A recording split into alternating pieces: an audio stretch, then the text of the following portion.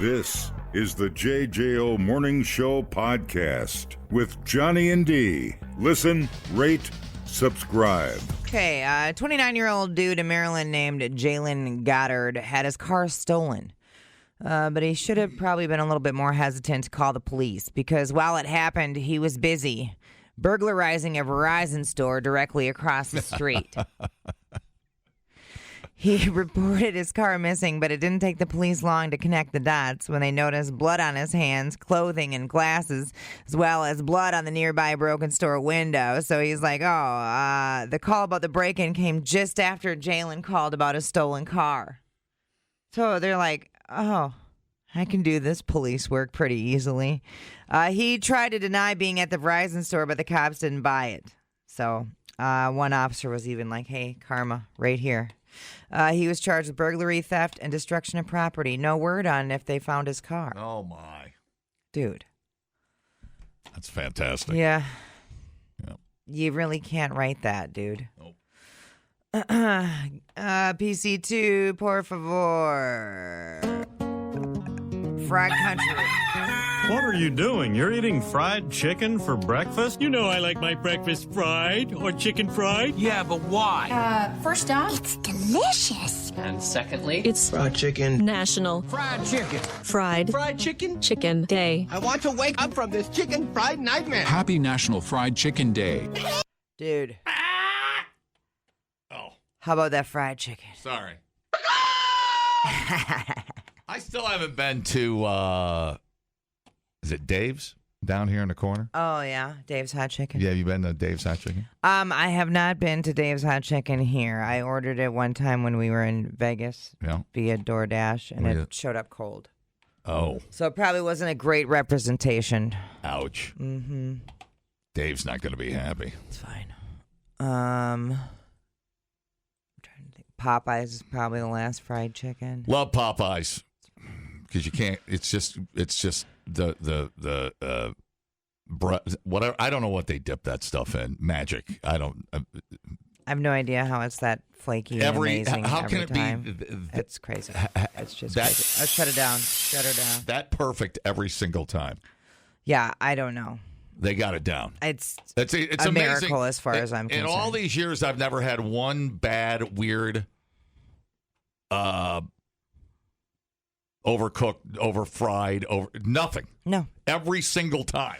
I know. Just God, you're so boringly good. Anyways, chicken lick's pretty good. Oh, yeah, it is. Whatever. Chicken. All right. American fried chicken is considered the best, but Americans were not the first to do it. Europeans were already frying chickens back in the Middle Ages. But it was Scottish immigrants to the U.S. who brought with them their tradition of deep frying chicken in fat. Their preferred style of eating fried chicken was with no seasoning.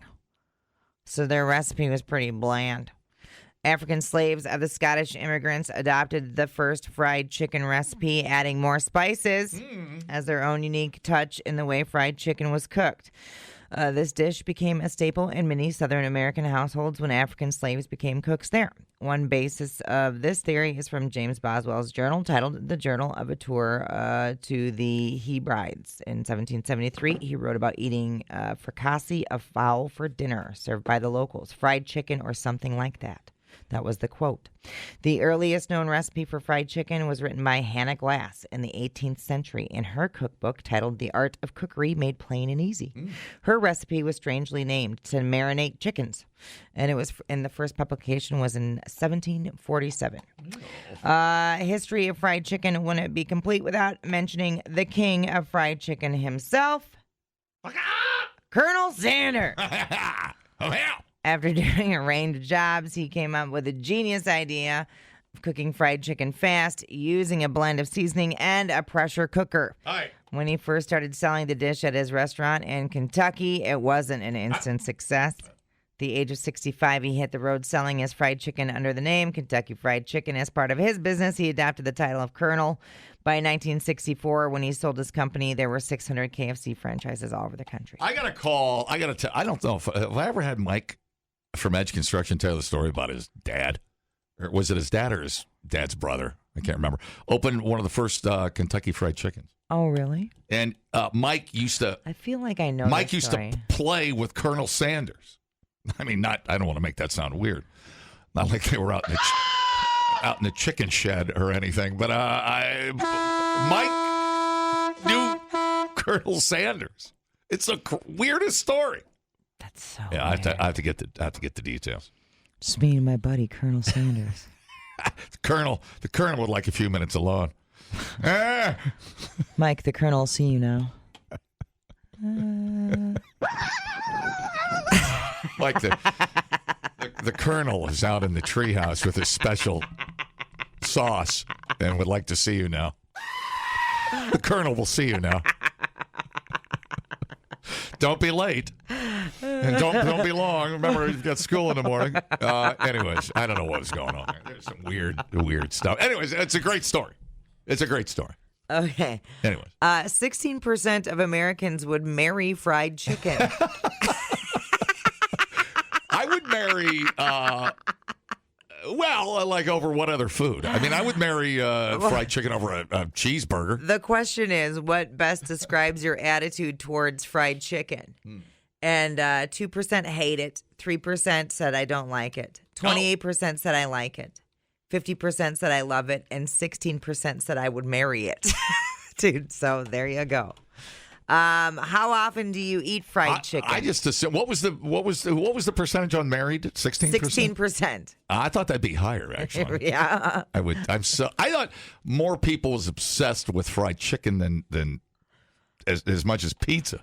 Well, I mean, 50% say I love it. Yeah, that's pretty good. 28% say I like it. We're doing pretty good. We're only, 5% hate it or don't like it. So that's not. We're doing pretty good. When I was growing up, it was almost like chicken was a special occasion. Oh yeah. I feel like I ate meatloaf every other day, and I feel like chicken was more of just a special thing Mom did, like a luxury. I don't know. That's my memory of chicken. It's fleeting. My memories are fleeting. But I don't know. Does that sound right to you? Well, I don't know. I was probably equally divided for us. I don't know. I don't know why. Mom made good chicken. God dang. I would marry a 3-piece with some red beans and rice at Popeyes. I'd marry it more than, God, where do you put chicken in your priority, in your list? I love chicken. Where do you put chicken? Yeah, pretty high, but fried chicken is not my favorite kind of chicken. Right. You know what I'm saying? Yeah.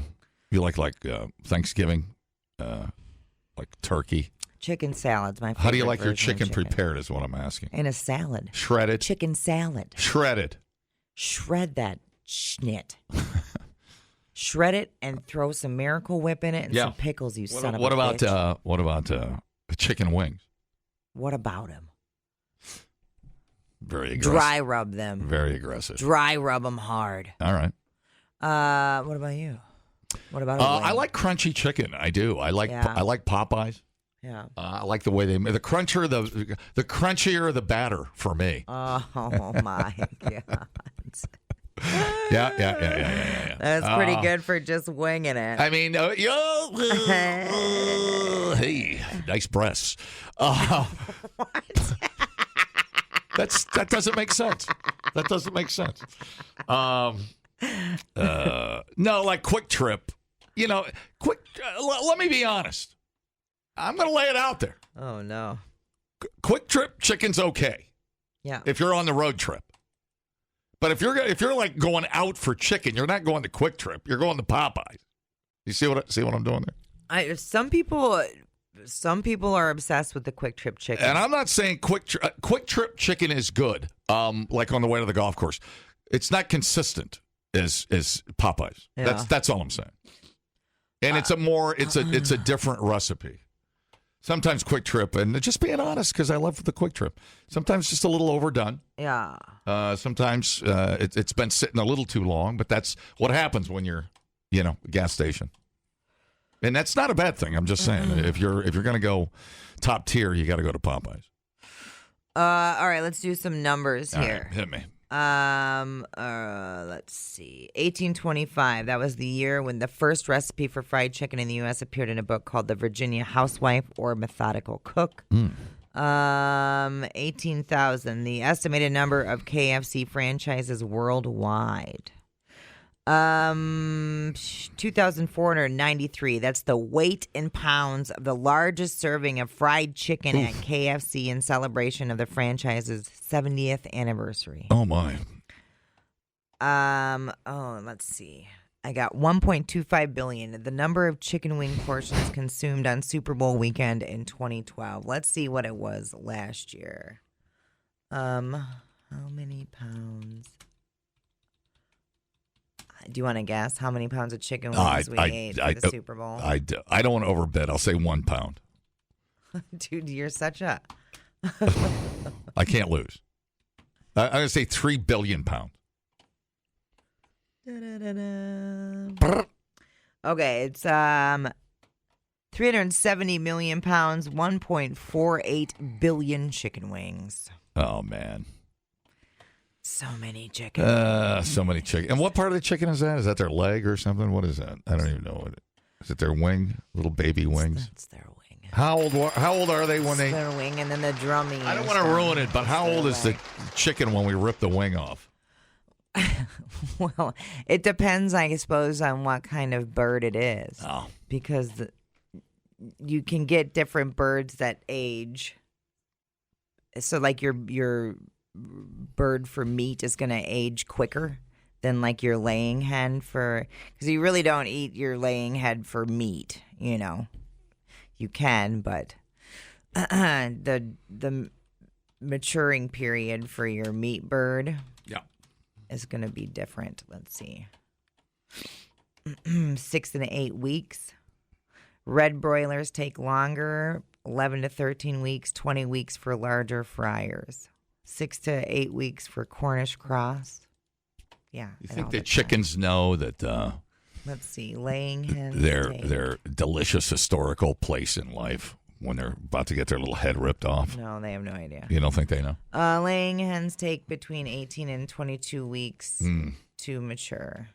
So that's pretty crazy, the difference. They're caged? You know, God. they're not out having a couple of weeks out in the grass and outdoor?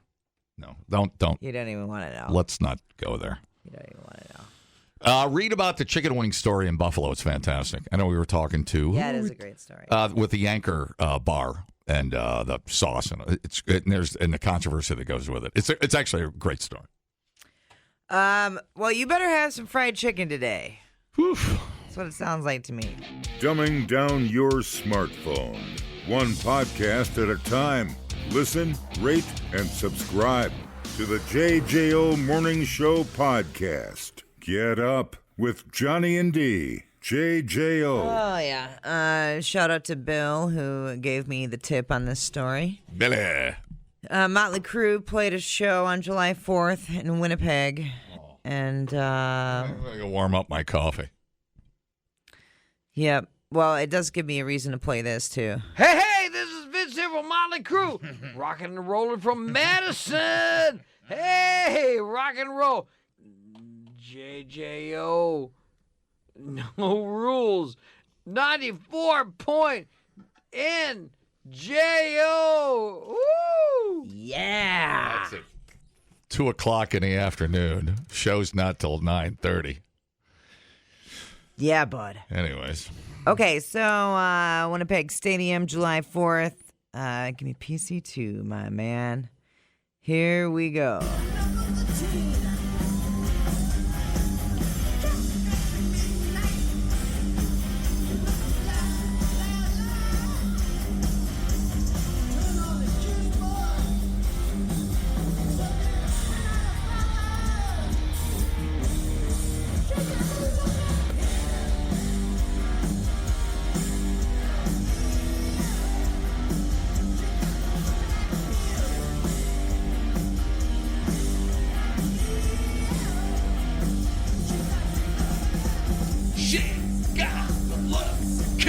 That part's good.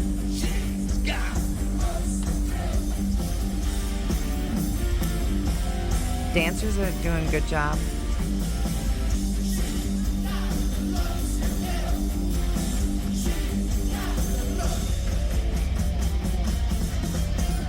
Everything's good but Vince. Feels like. Here we go.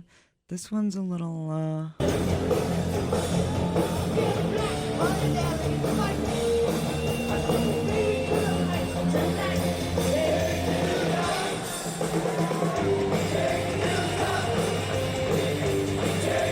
He just stopped singing now. Now he just has everybody else singing.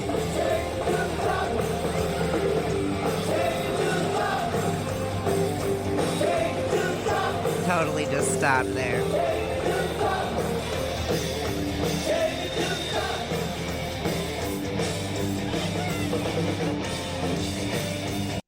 So that's his. See if we can get him singing here.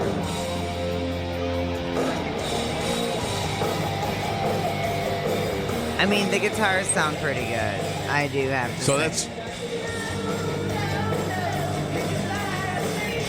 That's not John 5 or whatever. That's his county fair band.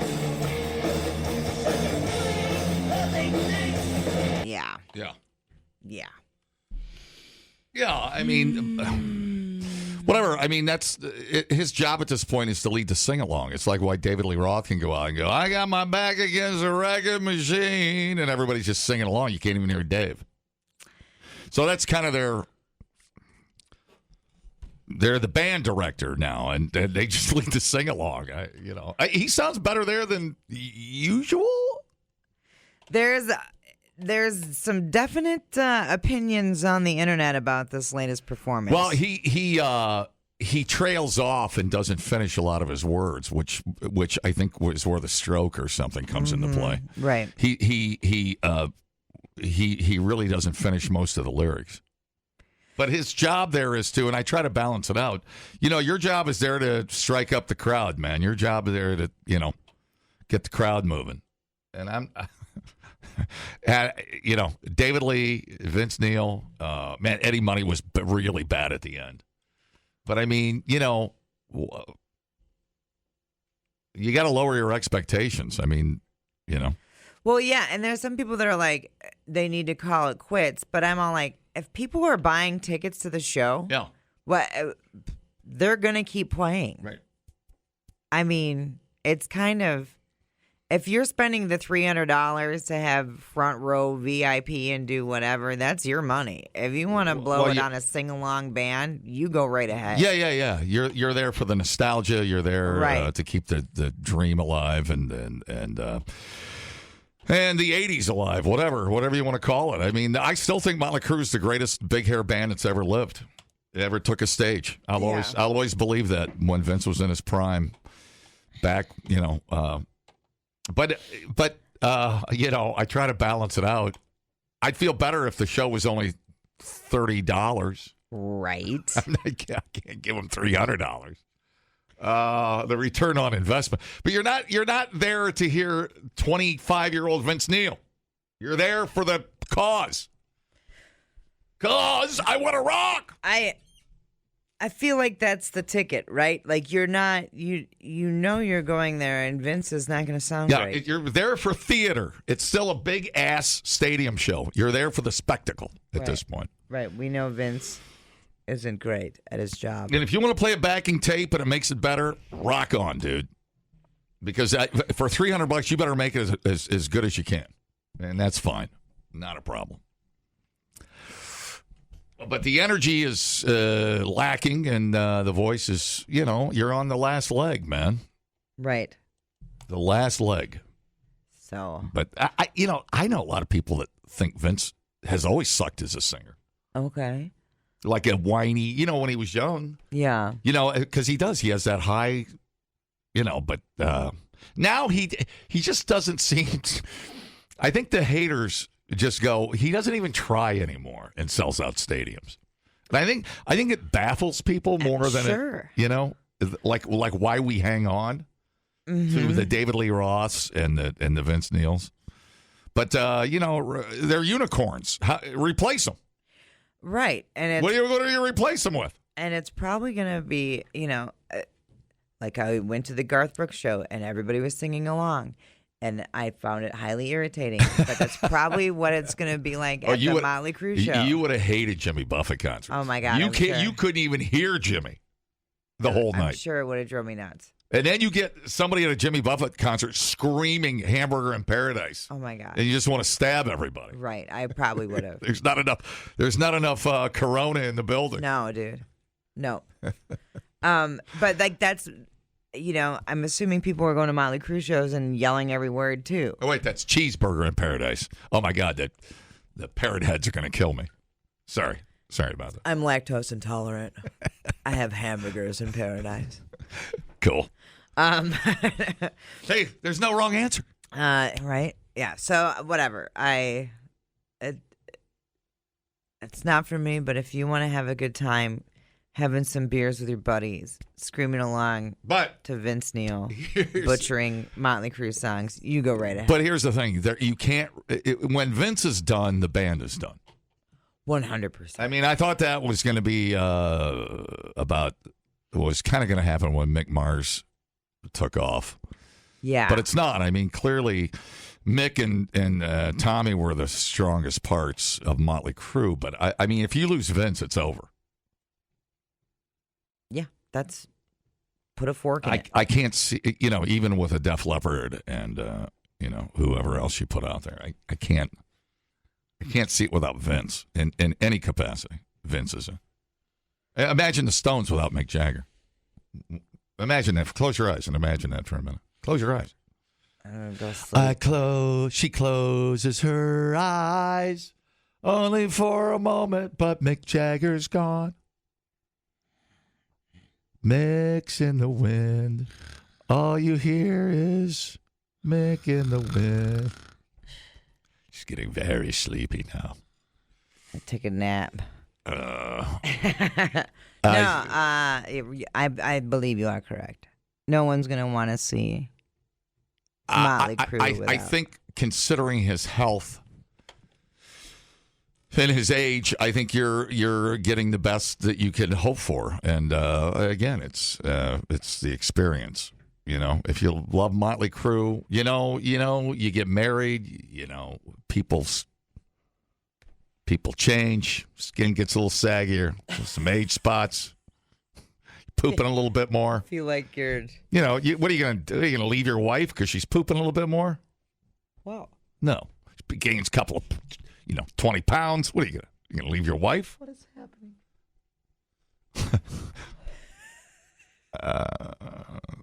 She's got... let me take a call. I hope it's not my wife. This would be horrible. I'd rather pay to see Vince Neil than see David Lee Roth. You couldn't even pay me to see David Lee. Yeah. So bad. Right. David Lee He's is creepy. He's horrible. Have you seen all those videos on Facebook? Yeah. Dude, he's got to go. Okay, thanks. David Lee Roth is a whole different spectacle. He's still the king, but the king is a little wobbly. King's a little wobbly. He's creepy, he says. Well, he's out in leather pants. I mean, how old is David Lee Roth? Is he 70? It would almost be better like when he did, what was that one album he did? 71. He's 71? If he almost like did a Vegas thing. Like some of the songs, what were some of those songs he did? That like Tobacco Road or something. That might be a little more conducive to a Vegas club setting, Yeah. And I don't know if he'd think that was beneath him or anything, but you're still going to see David Lee Roth. David Lee Roth, you're there for Running with the Devil. You're not there for 71-year-old David Lee Roth singing Jump in tight leather pants with a cucumber in his pants. Yeah. David Lee Roth, still the sexiest lead singer in the history of music. Okay. What? I am as the most heterosexual man on radio, very comfortable saying that. Well, what you just described was the opposite of sexy. Well, no, in the day. Back in the day, man. Not now. I don't even know back in the day that What? there was. How it was dare you? just very weird. How dare you? He was always weird and not. I don't know. That mouth was something. It was something. You know, doing his split scissors off the riser and yeah, it was amazing. Well, Van Halen in its prime was amazing. Sure.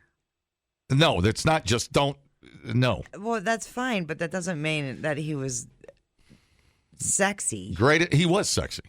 There's a formula out there, and he was sexy. It doesn't matter what you say right now. Well, I'm also a lesbian.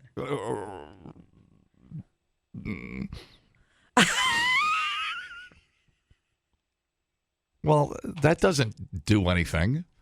I mean, you can still be a lesbian and go, man, that dude. Do you remember when you were a heterosexual?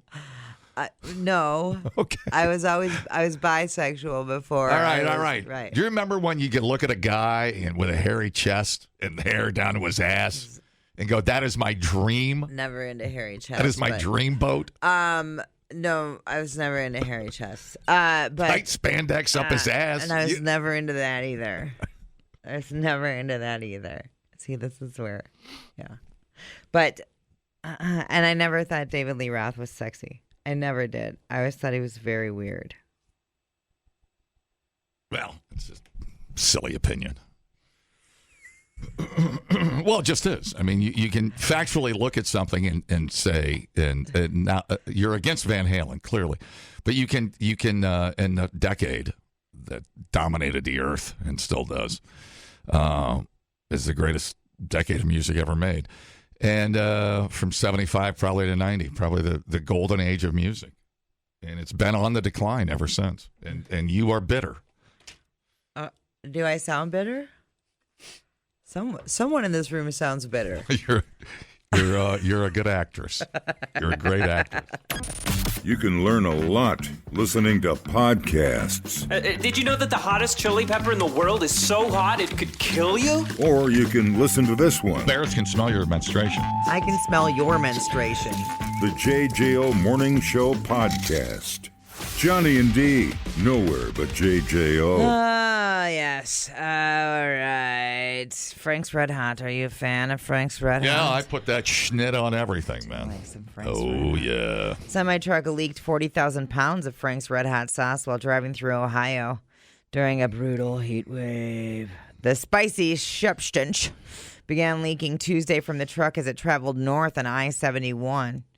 Temperatures soared past 100 degrees Fahrenheit. Man. Local firefighters had to track down the truck as it left a red-hot streak in its path. Was that a Sean Connery impression? Yeah. I didn't see that coming today. Let me hear that again. I put that schnit on everything.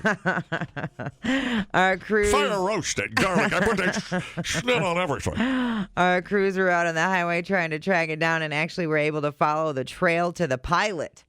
Yeah. That's what the fire chief said. His name is Chris Kovich. Fire crews notified the Ohio Environmental Protection Agency about the spill, and crews used containment pools and other hazmat materials to prevent the acidic sauce from entering any drains or causing any environmental issues. I never really thought about like the a environmental repercussions. Right, like a tsunami of Frank's Red Hot. Yeah, no kidding. What's the immediate impact on like chicken wings and red beans and stuff? Is there? Yeah, if you're going to buy some Red Hot today, it's not going to be good. Is the East Coast on alert? What do we have to do? It's bad timing for Fried Chicken Day. Yeah, no kidding. The trucking company responsible for the leak was arranging for a cleanup company to handle the spill. You need to divert a truck full of chicken wings over that direction and see what happens. Oh, my God. So the fire company shared a post about the incident on Facebook, noting this is one of those careers where you never know what you're going to encounter. This evening, crews were called out to 71 for a semi leaking, quote, something. Ultimately, the semi got off the highway into one of the truck stops.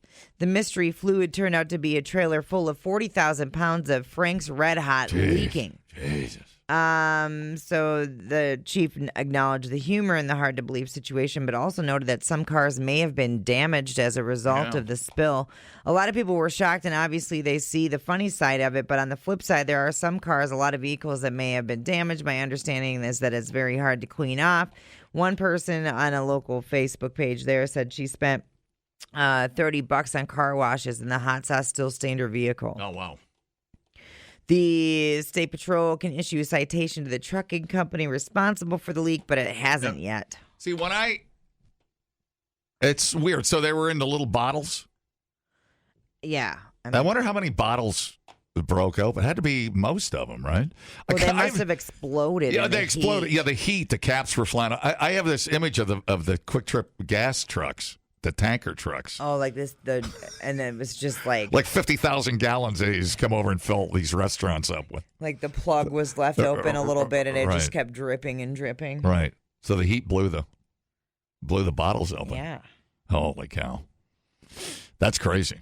Yeah, I do like that stuff. I never thought about that, putting it on car paint in the heat.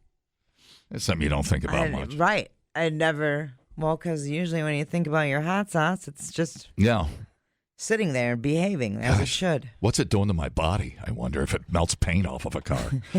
Gosh darn. That sounds healthy. Well, you got plenty of acids in your tummy, so. Yeah, no, I know.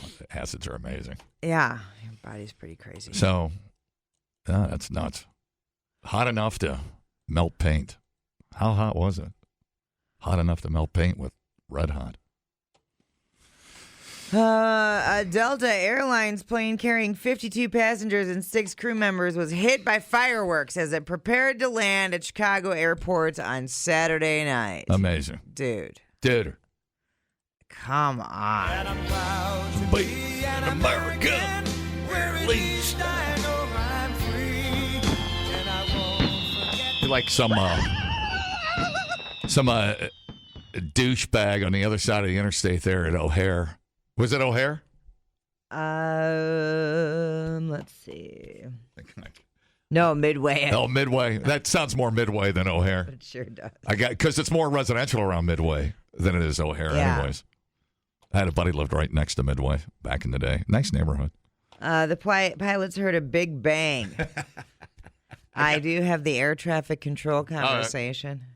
Tower, we just had a firework hit our plane, Delta 1076. We're continuing. Delta 1076, can you tell me if you had to, any further information about the firework? 200 feet AGL, 250 AGL, but we just heard the bang on the plane, so we'll have to take a look at it once we get to the gate. And we're just hoping it was just the mortar that went off underneath, but definitely felt a big bang. There have been multiple reports, as you can imagine. The city's aware. They said they would notify the Chicago police, but, I don't know what they'll do. Right. How are they going to find where it came from? These, they felt it in a plane. Yeah. It had to have hit the plane. Oh, yeah. Okay. Yeah. And the timing had to be just exceptional on that. Right. Before the incident, controllers can be heard warning of the presence of fireworks. So, yeah. Use caution. There are multiple homes near the approach shooting off fireworks. Wow. That's incredible. And any dumbass can go in there and buy some, pretty potent fireworks. That's incredible. Glad everything was all right. Damn. Yeah. Shat yourself. Yeah. And wow. I think of a heavy, one of those mortars. What do they go? They go 100. They go 200 feet. Oh yeah. Easily, right? Yeah. Wow. Burn it down, man. Fireworks typically reach between 100 and 1,200 feet. Yeah. Professional city display shells burst between 6 to 1,200 feet. Consumer aerial fireworks peak at 100 to 400. Yeah. So there you have it. Holy. Holy. Oh, hell no. Now it's like, well, how does this not happen? Are just fireworks getting that crazy now? Or just, what are the odds, What are the odds? Haven't heard of it till this year. Is that why they call that airport Midway? Because the bombs that went off at Midway Island? We're recreating 1943. We could take down a Japanese Zero. Dude. No, thank you. That's amazing that you feel that on a big ass plane with 180 people on it. I'm sure you would. Why wouldn't you feel it? Well, because it'd just be a little thud. You'd feel that on a big ass commercial jet is amazing. On a plane that big. Yeah. That's nuts to me. That's not nuts to you? Why wouldn't you feel it? I mean, you feel the... I mean, a bird strike is one thing. You know, if you suck in 10 birds or whatever, that's one thing. Your engine just flamed out. But just a mortar? Wow, must have hit it just right. Or the pilots are drama queens. We're going They're down. well-known drama. We're going down. We're going down. Air traffic control blank. You do this all the time. Every time you guys come to Midway, you think he's overreacting. Well, the wing's on fire. Oh, this time God, is that crazy? All right, Joey Chestnut is still the GOAT. He won his 18th title at the hot dog eating contest on Coney Island. So here we go. This is the 18-time champion of the world with 66 Nathan's Famous hot dogs and buns in 10 minutes, Joey Chestnut!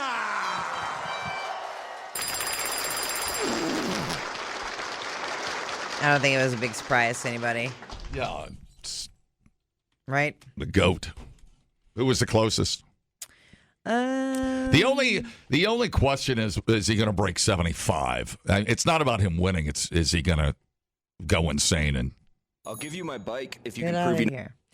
I liked where that sound drop was going, by the way. That's news sound bite. Can we finish that again? That was a commercial. Random? All right. I don't have who was second, but I have Mickey Sudo won the women's contest. She had 38.75 hot dogs. Wow. She won for the 12th time for the women's. Joey vote. Chestnut eats all the hot dogs at every party you go to. And then he's got that puke face. He's just trying to get through the interview at the end of the competition so he can go puke it all back up. You know, his veins are popping. His face is red hot. His whole body's twitching. He just wants to go puke. How'd you feel? When you think you locked it up?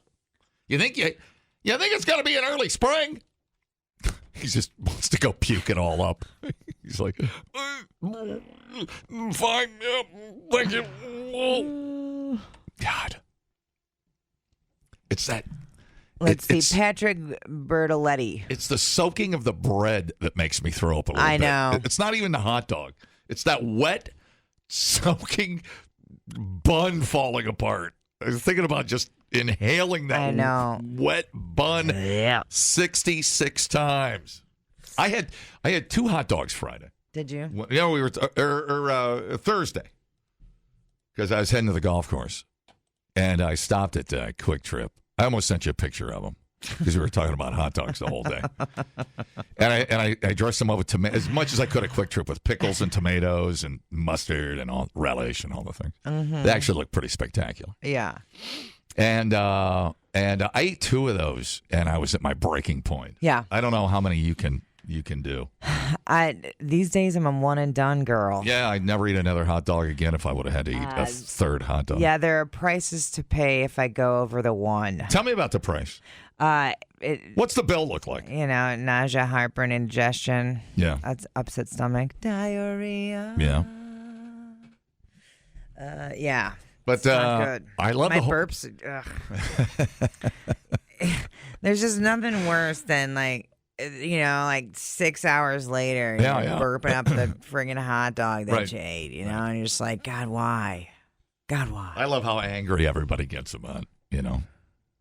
$100 in hot dogs. Hey, what's your problem? You don't Dude, why is everybody angry about everything? You don't have to watch. I'm just so over it. I love the announcing. I love how insane the crowd gets. I love everything about the Nathan hot dog eating contest. It's impressive. I mean, you go try to eat 5 hot dogs today and report back tomorrow. Let me know how you're doing. Right. I guess if you're starving and you're a bigger guy, I guess maybe. But these guys don't, it's not about being fat. It's training. Oh, yeah. It's all about stretching your stomach. And whether you poop it or vomit or whatever you do, or whatever your thing is, whatever your regimen is, it's all about stretching your stomach. And you have to start at 5, go to 10, work your way up to 20. And it's all about stretching that stomach out. Has nothing to do with whether you're the 400 pounds. You just telling people to eat 5 hot dogs is making me upset. Yeah. Yep. Get some warm onions on there. Oh, yeah. It's gonna go. You're reckless, man. A couple bags of onion. Not good. Shut up. Replay today the JJO Morning Show podcast. Get up with Johnny and D. JJO. I love cats. I love every kind of cat. I just want to hug all of them, but I can't hug every cat. Can't hug every cat. So anyway, I am a cat lover and I love to run. I'm sorry, I'm thinking about cats again. I really love cats. Hello. What's Welcome now? to Cat Chat. Okay, there's a kitty cat going after the Guinness World Record. Rescue kitten in Michigan making history 1 toe at a time. According to Guinness World Records, Toby, a 10-month-old cat from Lansing, Michigan, has tied the record for the most toes on a cat after veterinarians confirmed he has 28 digits. Whoa. The feat matches the record set in 2002 by Jake, the polydactyl cat from Canada. Toby officially earned the title after finding his forever home with Delaney Henderson, who adopted the kitten as a companion for her other rescue cat, Connie, in 2025. Connie is also a polydactyl cat, so she has thumbs and other extra digits, but not 28. That's crazy. That's crazy. Henderson says that she had been searching for a feline friend for Connie when she came across Toby. And although his adoption listing didn't mention his unusual paws, his foster mom did. When I first saw his toes, I really couldn't believe what I was seeing. Having another polydactyl cat, I was expecting extra thumbs, but I wasn't prepared for Toby's paws. So many little piggies, Pia. Oh, my God. Oh, my goodness. It wasn't just the record-worthy feat that won her over. I had a gut feeling when I met him that he was meant to be in my life, and I'm so grateful to have given him a forever home. Oh. Toby was initially shy after arriving at his new home, but has since grown into what Henderson describes as an energetic, talkative cat who loves to jump on furniture and never misses an opportunity for a snack. He's particularly food motivated, she shared, explaining that he'll bite through treat packaging and start howling whenever someone opens the pantry door. When he's not racing around the house, that's a lot of feet to be racing on. Toby is happiest cuddling with his owner. Imagine the biscuits that cat can make. When he isn't being a ball of energy, he is such a big baby. Ah, yes. He loves cuddles. He will purr as soon as you touch him, and he falls asleep between my legs anytime when I'm on the couch. A lot of people from Ohio have extra toes. It's probably something in the water. I think it is. Anyways. Yeah. The Frank's Red Hot. It's an Ohio thing. Despite having 28 toes and 30 claws, Toby doesn't experience any health issues because of the extra digits. He's in great health, and beyond a thorough nail trimming, he is a regular kitty with no extra concerns, she said. So, yeah, they share the home together with Connie. You could grip your whole face with a paw like that. Dude, it's so nuts. Or your nuts. She says, having these 2 kitties has truly changed my life for the better. They have become the best emotional support for everyone in our household. You can kind of see one of his feet here. That's a lot of Toby Wobies on Toby. Whoa. Yeah. Whoa. Wow. That thing's going to... Mind-blowing, dude. Wait till it learns how to shoot a shotgun with that opposable thumb. It's mostly dogs shooting the shotguns. You wait and see. Yeah, I will. It's pretty cool. It is super cool. I like world record stories, and this one has a cat. That's awesome. Yeah, it's pretty badass. What do they call it? Toby, yeah. Yeah, okay.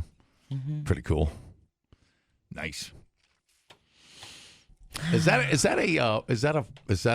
DNA flaw, or is that a DNA? What do they consider that? Being polydactyl. Yeah. Aren't they all? I thought, didn't we go through this? Aren't all the polydactyl cats linked to the Hemingway cats? Yep. Oh, that's right. Uh-huh. Yeah, we haven't talked about that in a long time. Well, normal cats have 18 toes. Polydactyls typically have 19 to 28. Yeah. They are famous for their oversized paws and thumb-like digits. They are often called mitten cats or Hemingway cats, right. Yeah, I forgot about that. Yeah, trait is famously associated with author Ernest Hemingway, whose historic property in Key West, Florida, is still home to a colony a bunch of cats. 50 to 60 polydactyl cats. I didn't see any, but then again, it's fenced off when we walk by the old Hemingway house. It's down by the buoy where you take your picture down there at Key. It's southernmost point in the United States. Yeah, I haven't been there. It's on the list. It's very cool. Yeah. Yeah, you'll like it. Yeah. Don't climb the fence. You'll get in trouble. Don't steal. I'll try to remember that. Don't steal a cat. You know me. All right. Badass. Climbing fences. All right. The JJO Morning Show podcast with Johnny and D.